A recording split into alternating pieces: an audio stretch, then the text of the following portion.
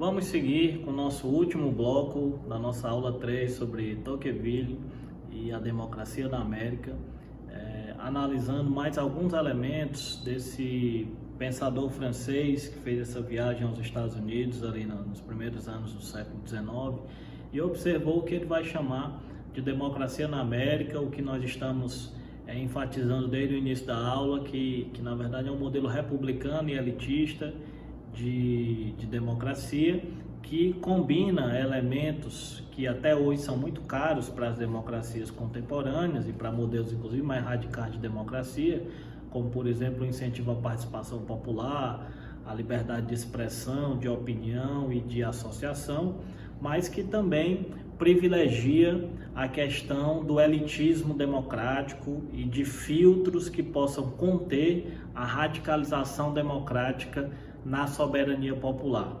Tudo isso evidenciando a defesa primordial da liberdade.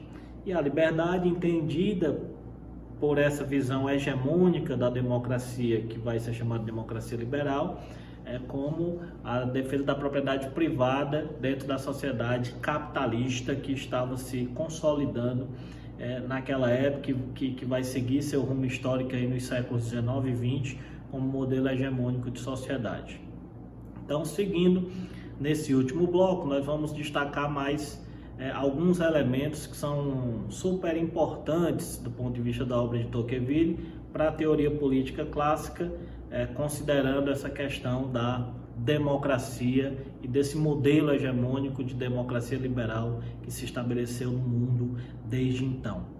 Então, nesse sentido, Tocqueville também nos traz um outro elemento que até hoje é muito importante para os diferentes modelos de democracia que nós possamos discutir nos dias de hoje. O elemento do caráter popular do governo republicano. Então, é preciso buscar estabilidade institucional, mas é preciso também garantir vitalidade da vida civil, como nós destacamos no bloco anterior. Então, o governo precisa ter um caráter popular, uma legitimidade popular garantida pelo voto, mas também pela participação dos indivíduos na vida civil. Então, o povo deve governar através de organização, deliberação e participação. São três pilares da legitimidade popular do governo republicano. Então, é importante que não só exista participação popular, mas que ela seja incentivada. E Tocqueville observa que nos Estados Unidos daquela época já existia isso muito fortemente, né? Uma cultura cívica, uma participação importante, o acesso ao voto estava garantido, repito, para os cidadãos brancos, os iguais, né? E a questão da participação através das associações, das facções, né? Dos agrupamentos que vão se constituindo através de diferentes interesses estabelecidos na sociedade. A outra questão importante que Tocqueville destaca desse caráter popular é a garantia de eleições periódicas. Até hoje esse é um elemento que nós usamos para mensurar a qualidade de uma democracia. Existem eleições periódicas, os governantes são eleitos e podem ser destituídos de seus cargos caso a sua popularidade caia, caso os protestos populares se exaltem naquela sociedade. Então, esse caráter transitório do governo e essa transitoriedade sendo fruto de eleições periódicas é um outro elemento importantíssimo que Tocqueville observa na democracia da América no início do século XIX. Terceira questão importante é o papel do legislativo para garantir representação popular. Então, Tocqueville observa que nos Estados Unidos da América existiam os parlamentos locais, nos estados confederados, federados posteriormente, no início do século XIX já federados, né? Então os estados membros da Federação dos Estados Unidos da América, e existia também o Parlamento Federal com a Câmara dos Comuns, né? A Câmara dos Representantes, perdão. Com a Câmara dos Comuns é na Inglaterra. Então, a Câmara dos Representantes, que seria a Câmara dos Deputados aqui no Brasil, o equivalente à Câmara dos Deputados aqui no Brasil. Então, a Câmara dos Representantes é exatamente essa expressão direta do voto popular, já que o Senado, e aí nós vamos ver na aula 4, o Senado, que é uma invenção dos Estados Unidos, uma invenção de pensadores americanos, tinha um caráter de votação indireta naquela época, mas existia um parlamento com caráter popular, que era a Câmara, o equivalente aqui no Brasil à Câmara dos Deputados. Então, lá, os deputados eram fruto dessa capacidade das associações de se organizar em cada estado e de convergir através do voto para garantir a eleição dos seus representantes. Então, o parlamento legitimado pelo voto popular, com representantes oriundos da organização popular, era algo que Tocqueville observou como muito importante para a definição da democracia na América. E quarto, o controle popular dos agentes públicos. Então, o que nós chamamos hoje de controle social, de exigências de transparência dos governos e dos governantes e dos processos públicos, né? Então, seria o princípio da publicidade, que está na Constituição do Brasil e de boa parte dos países democráticos do mundo. Então, o controle popular do orçamento público, dos processos de decisão, das ações dos governantes e dos representantes parlamentares era algo importante e é algo importante para as democracias até os dias de hoje. E Tocqueville observa que era um elemento que garantia a vitalidade e o caráter popular da democracia nos Estados Unidos. Apesar desse caráter popular, e aí já caminhando para a reta final da nossa aula, Tocqueville vai defender de forma muito evidente, e aí olhando para a instabilidade política da França de sua época, a questão dos filtros republicanos contra a tirania da maioria. Então Tocqueville olha e fala: democracia precisa ter caráter popular, participação popular, representação popular. Mas é preciso conter a corrupção desse processo no que ele vai chamar de tirania da maioria. Então, a tirania da maioria, os excessos que a maioria poderia cometer do ponto de vista da ação política, precisavam ser contidos em defesa da liberdade. Então, as instituições nos Estados Unidos, o Tocqueville observa, possuíam esse caráter, principalmente do ponto de vista das instituições federais, no âmbito nacional. Elas eram capazes de filtrar os excessos e as paixões da maioria. E aí tem uma visão pejorativa do povo aí, né? Esses pensadores da época de Tocqueville, pensadores nessa linha da democracia liberal burguesa, eles vão compreender o povo como uma massa infantilizada que tinha limites para a participação política. Uma massa que poderia ser facilmente seduzida por ditadores, por demagogos.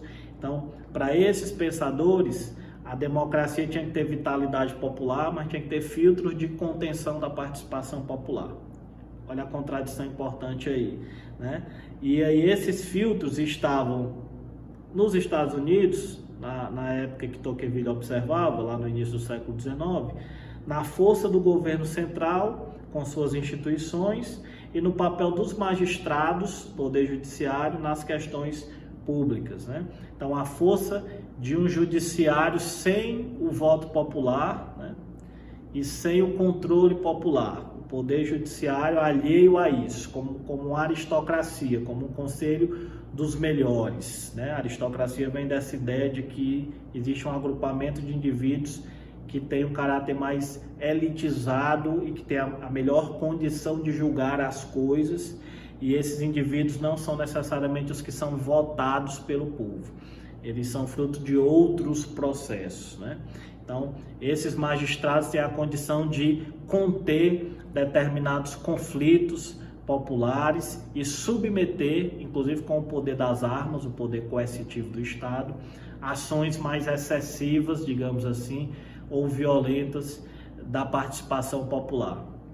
Além disso, outras instituições, como as Forças Armadas, o Senado Federal, serão instituições importantes nesse filtro. A eleição indireta do presidente também, enfim. Mas tudo isso nós vamos aprofundar na nossa aula 4, quando vamos estudar os pensadores federalistas, e aí nós vamos ver isso mais à frente. Mas a ideia de que filtros liberais republicanos eram necessários para conter a participação popular, e ao mesmo tempo que a participação popular tinha que ocorrer e tinha que ser incentivada, é algo muito presente no pensamento de Tocqueville. Então, para concluir, nós podemos dizer que na obra A Democracia da América e no olhar que esse aristocrata francês chamado Tocqueville lança sobre a democracia nos Estados Unidos nos primeiros anos do século XIX, logo após a Constituição Americana de 1787, nós vamos ter um padrão liberal de democracia tutelada.